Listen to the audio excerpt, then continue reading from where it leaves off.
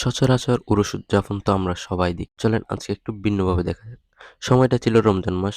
তখনই পালিত হচ্ছিল চন্দনাইশের বিখ্যাত শাহ আব্দুল লতিফ শাহ আল মাঝভান্ডারীর ওরস শরীফ। সে উপলক্ষে আমিও ছুটে যাই সেখানে। পৌঁছানোর পরে দেখি এক বিশাল কাণ্ড। ওরস উপলক্ষে কেন্দ্র করে পুরো মাজার এরিয়া লাইটিং এর মাধ্যমে সজ্জিত হয়ে উঠল। আমরা প্রথমে জিয়ারত করে কিছুক্ষণ মেলায় ঘোরাঘুরির সময় চট্টগ্রামের বিখ্যাত কাওয়াল শিল্পী মঈনুদ্দিন সাবিত ভাই আমাদেরকে ডেকে নিয়ে আসলো। না মানে সেমা মাহফিল শুরু করে দিল। এসে দেখি আমাদের আগে সবাই এসে ভিড় করে ফেলছে। অথচ কিছুক্ষণ আগে ওইখানে তেমন কেউ ছিল না। সাবিত ভাইও সেমা মাহফিল শুরু করে দিল। সাথে সাথে হাজারো ভক্ত মওলার প্রেমে উল্লাস করতে লাগলো।